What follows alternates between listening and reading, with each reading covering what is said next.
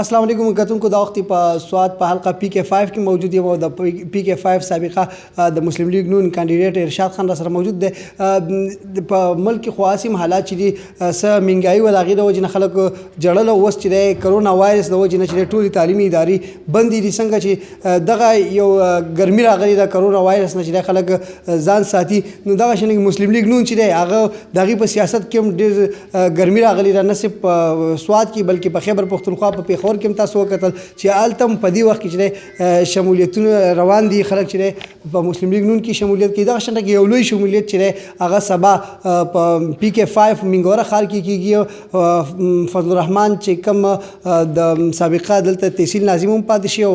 د قومي وطن پارټۍ د صوبایي جنرال سیکرټري هم دی، یو لوی سیاسي مشر دی، دلته سابقه کاندیدیټ هم پاتې شي. ارشاد خان زموږ سره موجود دی. ارشاد خان دا خو ډېر ګران کار دی په دې وخت کې شمولیتي پروګرامونه کول یا کس پارټۍ ته راوړل، نو د فضل الرحمان نونو تاسو په څه باندې مطمئن کو، په کومه وجه دی راځي ستاسو پارټۍ ته؟ بسم الله الرحمن الرحیم. د ټولو نه اول خو موږ د فضل الرحمان نونو صاحب د ټولو ملګرو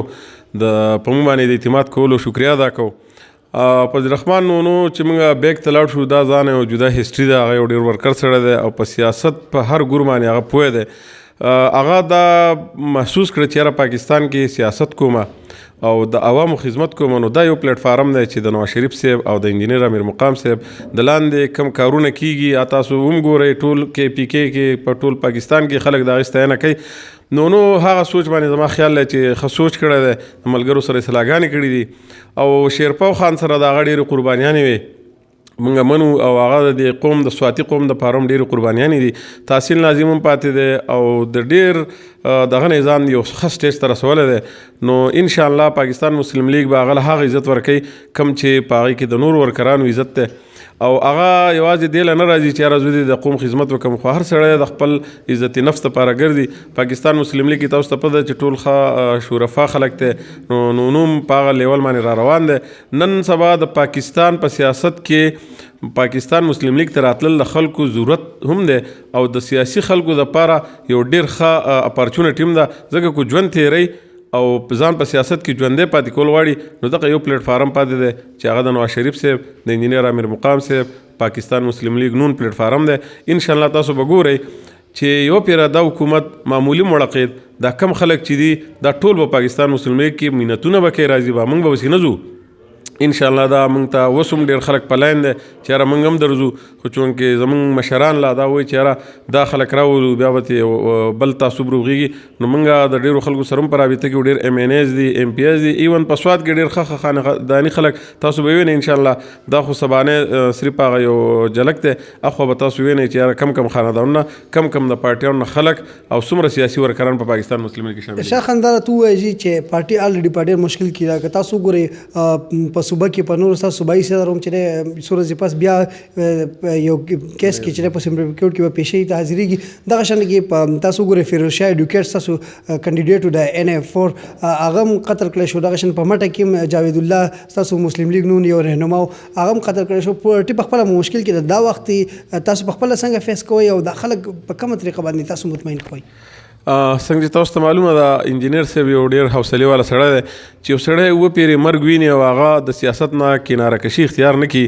نو زما خیال دی چې دا وړې وړې خبرې نیب نوټس او دا راتلل د هغه زوی ګرفتارول دا ډېرې وړې خبرې دي په سیاست کې. تاسو شاید خاقان عباسي صاحب ته وګورئ یا زموږ نور لیډرشپ ته وګورئ، هغه قربانیان ورکړې، ایون ځان یې وکیل هم نه نیو، ویدو به ثابتې او موږ به ثابت یې نه کړل، په خپله یې واپس را پرېښودل. بیا زموږ د نواز شریف صاحب قربانیان ته وګورئ چې د هغه لور او د هغه ټبر په دغه باندې پرته په بیمارۍ او هغه راغی انګلینډ یې پرېښود او خپله ټبر یې هغه شان پرېښوده، خو پاکستان کې هغه کیسونو سامنا وکړه او الحمدلله بری شو په هغې کې. که موږ داسې د کیسونو نه یېرېږو نو بیا به سیاست نه کوو. خو الحمدلله پاکستان مسلم لیگ ټول ورکرس چې دي، ټول مشران چې دي، لیډرشپ چې صفا دي، که دو ډېرې ګوتې ووایي څه چل وکړي، خو دا د هغو کم ظرفي ده. نن وګورئ د مراد سعید جعلي ډګرۍ باندې MNA شوی دی، زه به نن د عمران خان وګورم چې هغه د پارټۍ نه وباسي که نه. دغه ډیګري جعلي ده دغه ډي ام سي جعلي ده داسې کو د هغو هر مینې ګورئ څوک په چرسو کې انوال دی څوک په سږي دی خو ټول یو داسې ټوله راغونډه شوې ده چې په هغې اړو زه یم چې بحث ونه کړو خو پاکستان مسلم لیگ ته تاسو وایئ چې خلک څنګه مطمئن کوئ الحمدلله خلک باضمیره خلک ته په خپله مطمئن کېږي موږ اړو چا سره دا ډیبیټ نه کوو اچ اینی چې یاره په دې ملک کې اټمي دماکې چا کړي موټر ویس چا روغ کړي دي یا روزګار څنګه په هغه وخت کې او ګرانې ارزانې ته به کې وګوري یا امن ته وګوري نو په خپله یو سړی عقل او شعور چې لري نو به انشاءالله پاکستان مسلم لیگ ته راځي دا د خلکو انشاءالله مجبوري ده بس دا د خلکو کمزوري به ومي مجبوري به ومي او زه یم چې یو ښه سوچ والا سړی چې اب انشاءالله به بلې پارټۍ کې نه پاتې کېږي پاکستان مسلم لیگ ته اخري پوښتنه نه کوم جي دا خو ټیک خبره ده چې په سواد کې مسلم لیگ نون خپل یو قوت دی او لویه پارټۍ ده خو په اخره کې چې ستاسو د کینډیډیټ چې ډېر سیوا شي بیا پکې چې خفګانونه ډېر شي هر یو کس د ټیکټ لپاره خواهش لري نو آیا چې کوم په رحمان روان دی په اخره کې خو به دې هم خفه کوی نه بیا خو به نه ځي واپس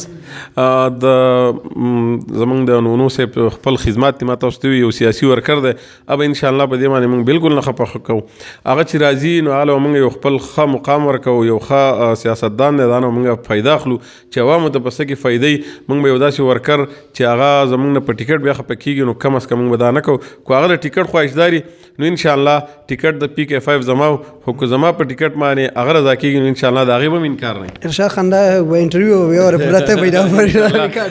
دا هغه زما چونکې مشر دی او یو سیاسي استاد مې هم دی زه دا سره ډېر کلوز پاتې شوی یم خو زه دا وایم چې یاره نونو غوندې سړی پارټۍ ته راتلل زموږ دپاره د فخر خبره ده او په هر قسمه دغه چې په سیټونو او په عهدو به انشاءالله موږ نه خفه کوو هله به عزت ورکوو او چې هغه راغی نو موږ پې زموږ هغه سترګې نورې هم چودې شوې موږ به انشاءالله کوشش کوو چې نور هم داسې تکړه خلک په سواد کې وګورو چې هغه سیاسي ورکري او هغه اتفاقي سیاستدان نه خو هغه خانداني سیاستداني او د خلکو په زړونو کې پروت موږ به هغه خلک راچوتو انشاءالله ستاسو د وړاندې به دا شمولیتونه به اوس سلسله روانه شوه دا به انشاءالله ډېر دغه ته رسو ډېره مننه وخت راکول